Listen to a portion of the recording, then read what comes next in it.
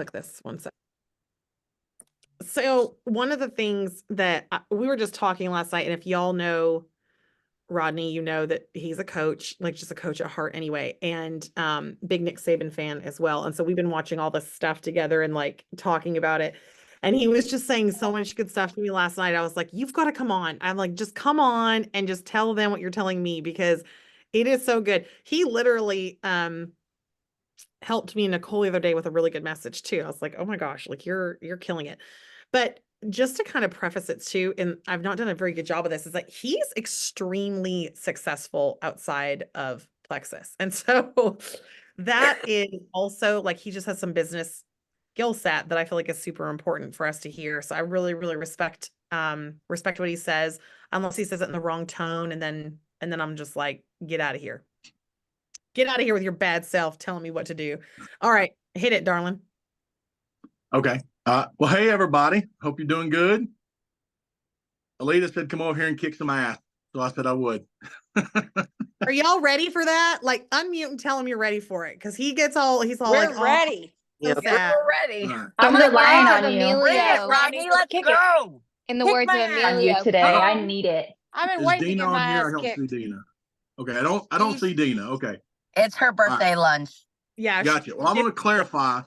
I'm a Nick Saban fan. I am not an Alabama fan. I just want to be very clear about that. Noted. I bleed orange over here.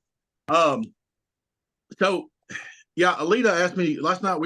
We talk about Plexus all the time, y'all. I mean, and I'm just going to talk. I know all y'all, so I'm just going to talk to you plain and plain spoken, not try to church it up. But you know, this is a grocery store message, right?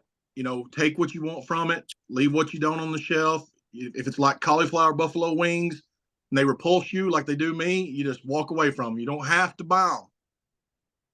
But so Alina and I were talking, and we were talking about, we're always talking about going to the next level.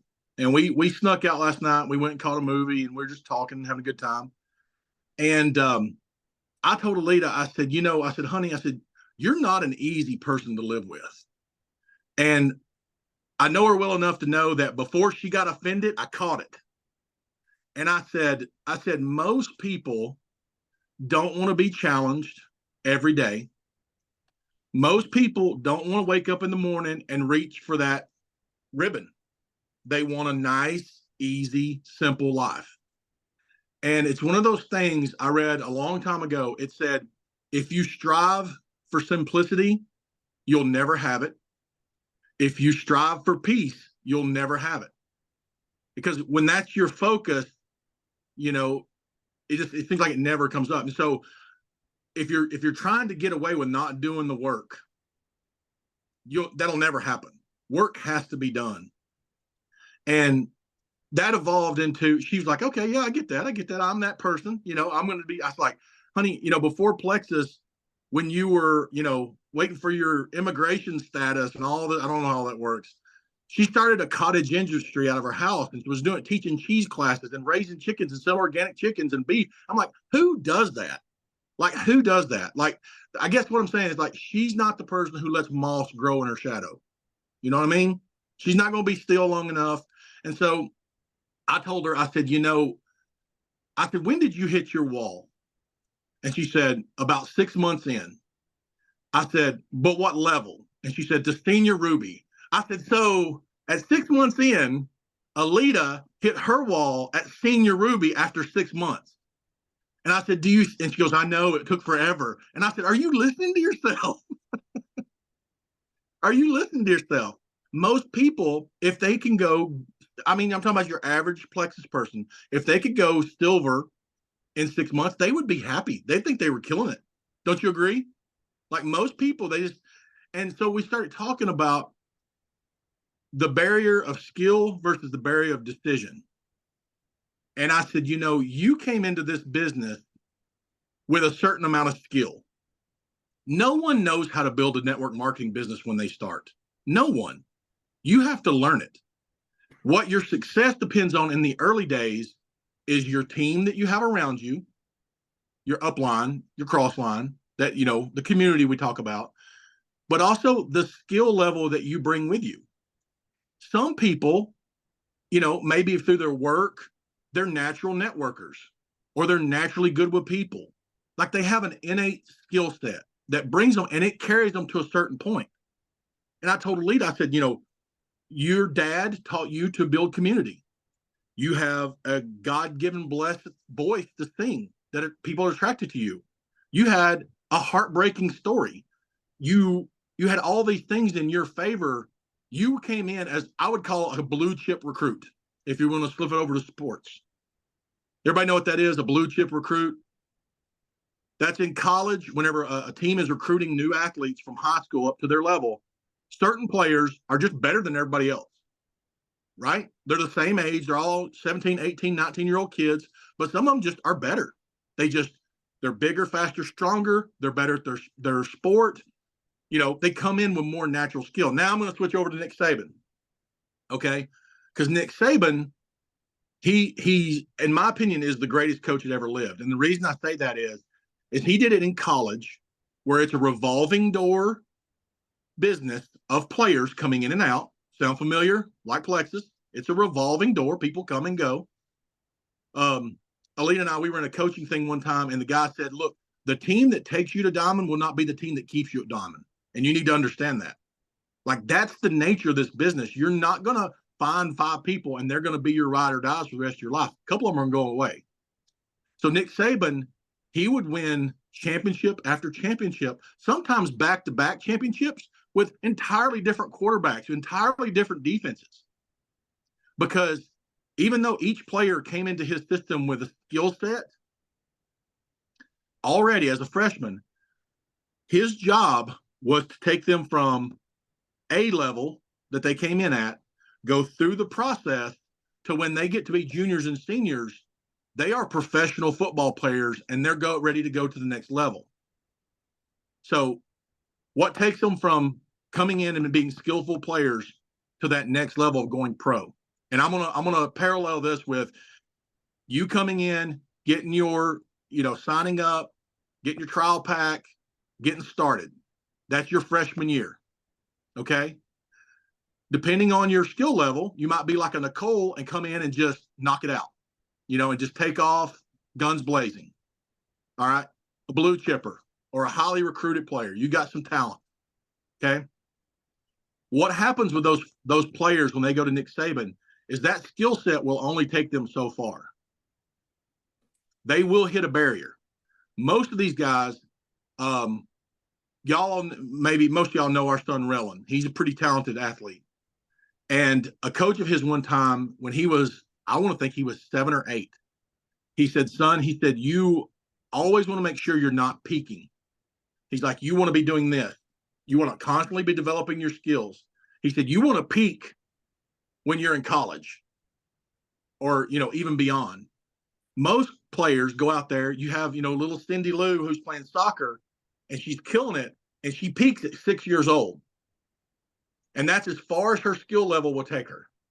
Or little Johnny's playing travel baseball and his mom and dad thinks he's going to be a major league baseball player and he peaks at 10. And that's as far as his skill is going to take him. Well, Nick Saban, he gets these guys that are peaking right out of high school. So what does he do? He's like, all right, you're here. You're with the best in this country. Now, your skills have taken you this far. You're going to hit the skill barrier. The next step is you have to break the decision barrier. Because everybody's talented. That's so everybody's talented. good. But then, and the NFL, the NBA is loaded with people who had so talent, but when they got to college, something changed and they become amazing. And they start busting through that decision barrier. They start shooting the extra shots. They start taking care of their body. They start learning the craft of their business. And that's what takes them. Then they develop different skills that aid the skills they already have. Was it talent alone will never get you there, right? How many times have we heard that? Talent alone will never get you where you want to go. At some point, Nashville, Tennessee is full of talent. but the few and far between that get to be the Morgan Wallen or the Carrie Underwood, few and far between. Talent alone, it just doesn't, it won't take you where you need to go. So how do we break through the decision barrier? So Alita and I talked about how do you break through the decision barrier? Well, for us, we have this talk weekly, sometimes feels like daily. And, you know, I know there's been a lot like guys like, where's Rodney? Where's Rodney? Where's Rodney? Well, you know, part of Alita and I breaking through the decision barrier was clearing runway for Alita to do what she does, to be a diamond. And, you know, we have a huge family. And it's like, okay, we got to divvy up. We got to hire some stuff out. We got to find some people to support our team. I may have to shift my gears a little bit, you know? And so we made decisions that would allow Alita's skills to be sharpened, honed, and increased. So the people on this call, I'm assuming you're like, I want to be a Plexus lifer. I want this to be my career. I want to be a diamond. I want to change my life, my family's life. I want to change people's around me. Like you want to be something special. You want to go pro. You don't go pro just hitting it with a stick every now and then. Pro takes immersion. It takes you eat, sleep, breathe Plexus. Some people call it burning the candle at both ends with the hopes of putting one end out soon. But that's really what you got to do. You got to do the hard things, become comfortable with being uncomfortable all the time. And I'm going to tell on Alita, we're both self-employed. Like if we don't go out and kill it, we got people, you know, mouths to feed. And she sat in the chair and she goes, sometimes it's really hard working for yourself. And I said, amen, sister. And that's why, I don't know what even the stats are. It's like 70% of Americans or something like that, all are employees because they don't want to think. They don't want to be uncomfortable. They'll let themselves live an uncomfortable and average and mediocre life in hopes that they don't have to get uncomfortable, which is so ironic to me. So I scroll the chats. I look at them. I saw my man Ian the other day. I think he got bit for the first time. Somebody come after him, you know, somebody was a little more aggressive than he's used to. And I just smiled. I was like, good for him. Get comfortable with being uncomfortable. Bust through that decision. Go in there and I'm going to proverbially, whatever word, you know what I mean? Lift those weights. Do the work. Go run the sprints, Ian. Go study the film. Get better at your craft. So the next time you get an asshole that wants to rip you for trying to do something better with your life, you're prepared and it ain't no thing. You just keep on going. But that's the decisions you have to make. When you run out of a good list, whenever you burnt through your warm and hot network and it's all cold strangers now. And you got to stick out a hand. You got to send a message. You got to do the uncomfortable thing. You can either hate it or you can embrace the suck. Like this sucks getting uncomfortable, but damn, it gets me one step closer to going pro. Because I'm going to tell you, they don't give out $20 million a year contracts to just anybody in professional sports. Those folks paid a price somewhere. And we watched a little YouTube video on Nick Saban. It was a football life. And he's sitting there with his wife. And his wife, Miss Terry, he calls her Miss Terry. She said, you know, she goes, she knows her role in that relationship. She knows the mission of that family is football. And Alita and I have had that conversation so many times. The mission of our family is Plexus. Plexus comes before any other opportunity. I've had opportunities to go places, to go build homes and things, other places, but it would crush our home life. It would put such a tremendous strain on Alita that it's just not worth it. And so we say no. We say no to a lot. Because we have to, because Plexus is the mission of our home. Nothing else will pay us. Nothing else will bless us, bless those around us like this business we're in. And I've talked about that so many times, I don't need to rehash that. But Nick Saban sat there and he said, he said, this woman sitting beside me has sacrificed as much as anybody. In his pursuit of excellence to get where he's going, he's had to sacrifice time with his kids, time with his wife. They know that from June to January, daddy's pretty much gone. That's the decision barrier that he had to break for himself. And he said, well, you're going to have to help me with this, honey. I'm going to get it wrong. But he said the guilt of his success,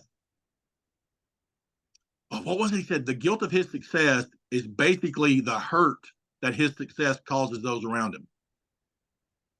That's the uncomfortableness. When you sit down with your family at Thanksgiving and you can feel that awkward tension because one of them got into Plexus and then quit, and now it's kind of like they feel uncomfortable around you because you're doing this, you're up leveling, you're changing, you're growing.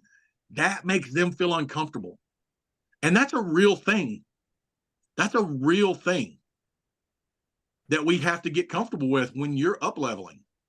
When you come, you guys have heard the old crabs in a bucket analogy. You ever heard that? That's so true. You step out, you make a decision, you decide, I'm going to take this thing all the way. Resistance will come to you immediately. People you thought were your allies will try to tear you down subtly, sometimes openly, because you make them feel uncomfortable, because they're happy with their little average life and they don't want to move forward. They want to keep you right there. They'll make comments. It's the price. They'll call you names. Oh, you're what do they call you? You're pink drink peddler or something like that. You're a pusher. I don't want to get into your cult. You know what I'm saying? Let's be real. This is what people say. They're very unkind. But that's where, your skill, the traits that you have, maybe you're just, a nice person and people genuinely like you. But at some point, you're going to have to decide whenever the list goes cold, there's nobody left, and you're looking around like, who could I sign up? And you've already signed up, your third cousin with a fake email address for the fifth time. That's when you have to look in the mirror and be like, hey, it's time. Like, if I'm going pro, I've got to do it. Like, I've got to go do the work. I got to go push the weight. I got to go run the sprints. I got to go watch the film. You got to go do the things. So that, you got to practice. You got to practice. You got to practice till you can't get it wrong. And then you get to sit there and be like Alita and be like, when did you hit your wall? Well, I hit my wall at Emerald. How long did it take you to get there? It took me a year. It took me a year to go Emerald. Man, I took forever. Does that make any sense? I mean, I said a lot of stuff. I don't know. Did it come out in some sort of, this is very impromptu. She just kind of grabbed me and said, will you do it? So it's literally freaking perfect. It's literally freaking perfect, because this is the thing that I think that we all forget, is that we see people at the top, we see diamonds, or we see anybody successful, Rocky, whoever it is, we see them at the top and we see everyone, woo, yeah, she's amazing. She could inspire anybody. She can do anything. And they forget that ain't nobody was clapping for me when I started this. Y'all need to hear that. Nobody was clapping for me when I started this. And what he's saying is, like, what I heard and what just gives me chills to my bones is literally, we're looking for validation everywhere we go, right? We're looking for, I don't want to put them in a three-way chat because what if someone says something? I don't want to message them because what if they say this to me? So what we do is, out of defense, we literally, every time we're coached, hey, stop posting heavy crap. Start posting light, start posting energy, start posting from a place of the community, start posting regularly, start putting in your stories, start doing, and we say things like, oh, like I've tried, or I can't, or this happened, or that happened, right? We're poking it with a stick. And I hope y'all all hear this. is we're poking it with a stick and then expecting to get signed to the NHL. We're expecting to go Ruby, and we're just kind of here and there doing some things. We're doing some things regularly, but we're not making the decision. I firmly believe that you all have the skill set to get you where you want to go, whatever level that is. It's the decision barrier. It's the decision barrier of, okay, I need to grow my influence. How am I going to do that? I need to grow my network. Can I tell y'all that I've walked around Target handing out samples to people and taking pictures with them and telling them that I had a contest with my job and I needed to take pictures with people and like I've done crazy stuff, done a sip and see in a laundromat because they couldn't come to the sip and see. I showed up to them. I went up early. I got up early this morning and delivered 2 packages by hand to people with samples in them. Like, you've got to get out of your comfort zone. I have messaged so many people. I have this one lady who comments on my post once a year to do it. I comment, I go, for 8 years, I can go through the messages and be like, okay, I've messaged her every year. I've done all the things. She ghosts me every single time.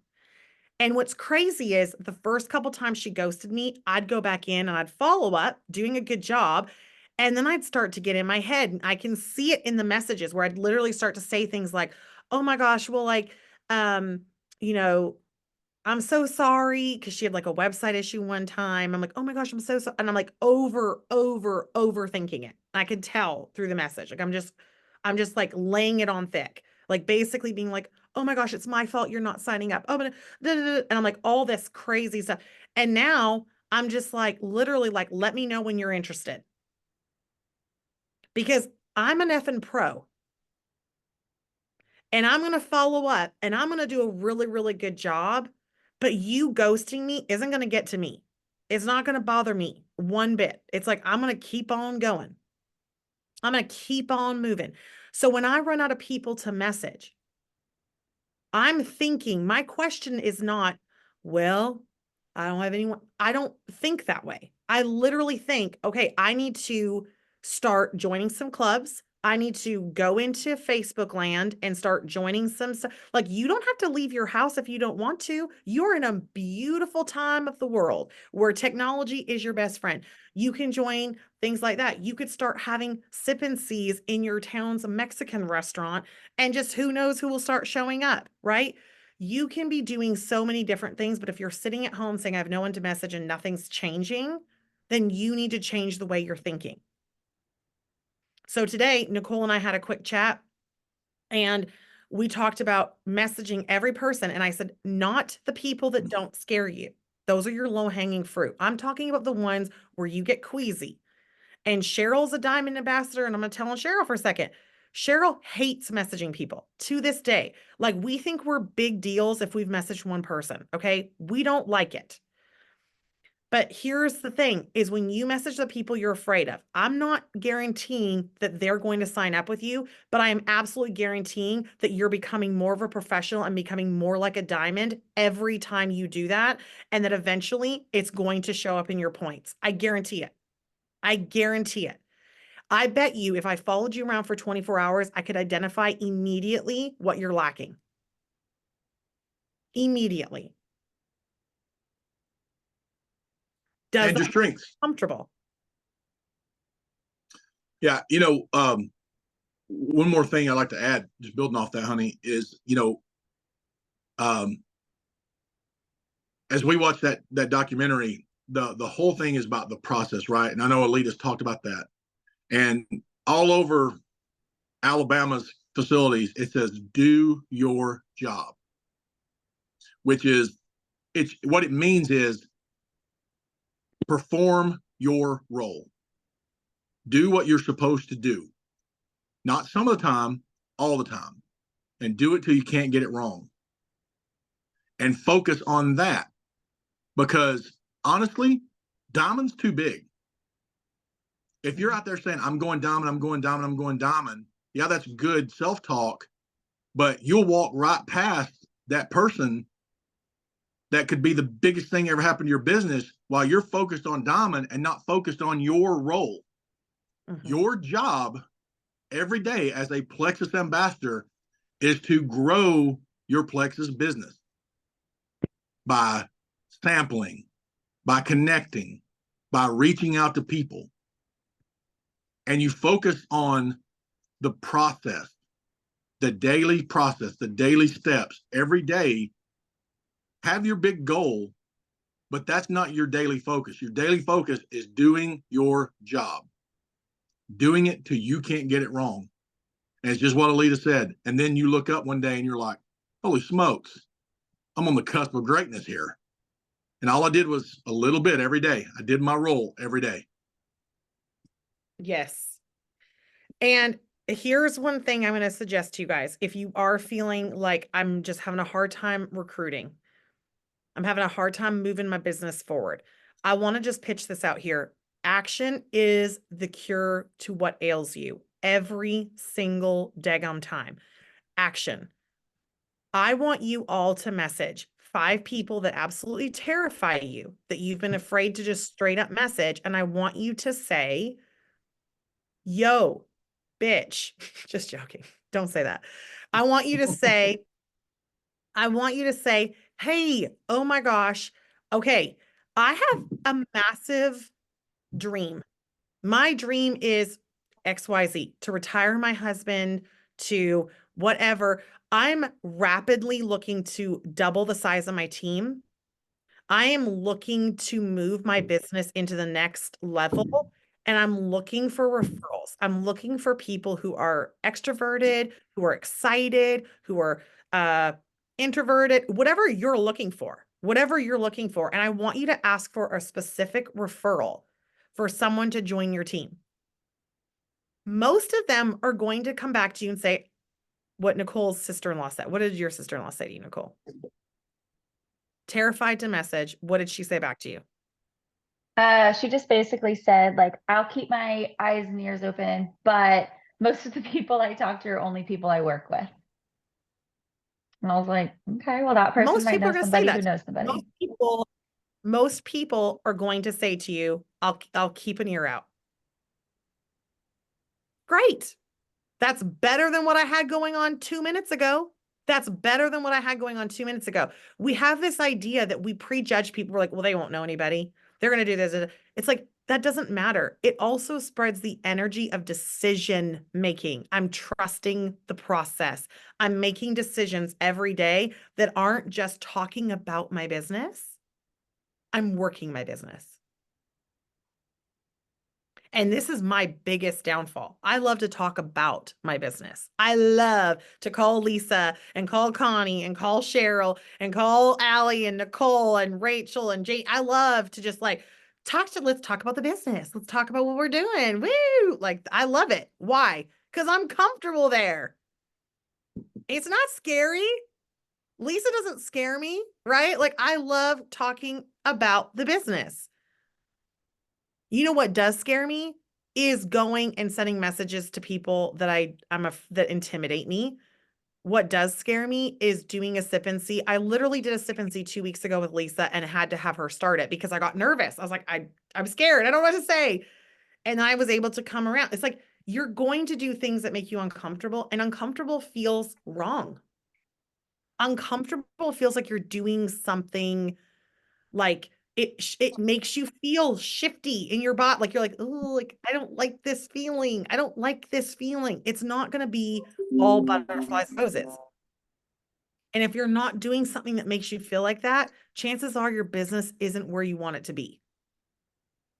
So stop avoiding the scary things and start asking for referrals. Start asking for those things and practice it until you can't get it wrong. Practice it to the point where when we were doing sip and see so many times, I never got scared anymore because it was just like, all right, here we go. Like, I could hop on a Zoom with 2 minutes notice, no problem, and share about Plexus. I was not that way when I started.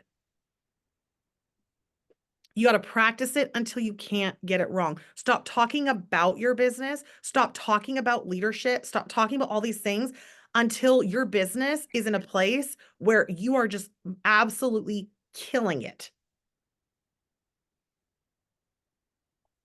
Nick Saban sucked until he didn't.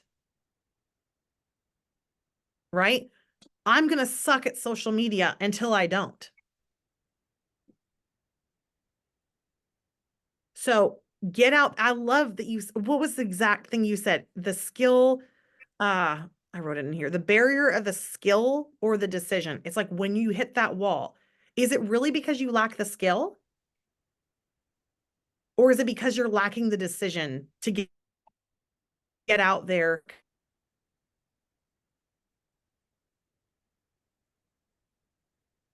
So I loved this so much. This was so good. I like absolutely needed to hear that. It's like, that is so true. It's not a skill level issue, my friends. It is not a skill level issue. It is a decision barrier that most people don't want to make. And that's just the truth of it. And I'll leave it with this, is that most people aren't going to make the decision to take messy action. Most people are going to just be like, well, that makes me too uncomfortable, so I'm just not going to. And that's okay. That is okay. And like when Ronnie told me that, he's like, you're hard to live with because he wakes up every day and I work every day. Like I love what I do.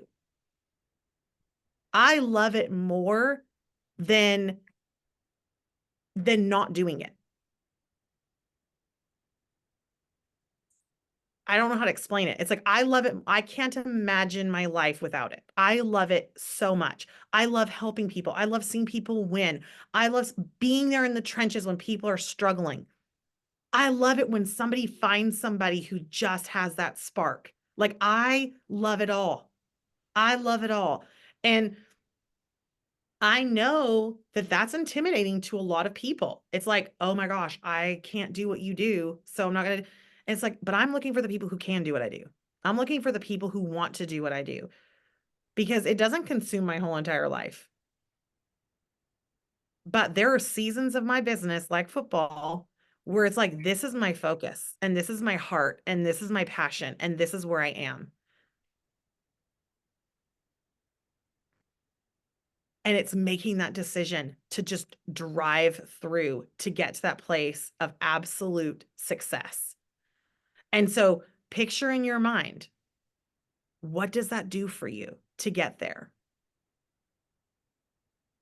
How does that change your daughter's view of you? How does that change your family's, the trajectory of the legacy that you leave?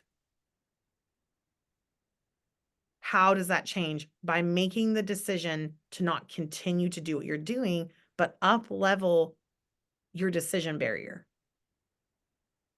Have more on your I will than your I won't list. So good. Love you guys. Let's go kill it. If you send a referral message, ask, I want to see it. Will you pop it in the Bahama chat or send it to me? I want to be like, yeah, let's go. Nicole's already sent one today. I know for sure because I made her do it on the phone and then screenshot it to me. She's a boss. Let's go. Thank you, darling. It was so freaking good. Thank y'all for having me. Yes, I that appreciate was it. so good. Thanks, Thank you, Rodney, Rodney. for kicking Hopefully our it made it ass. down to Love it. sense. Rodney All right. almost made my eyes leak. So Let's go.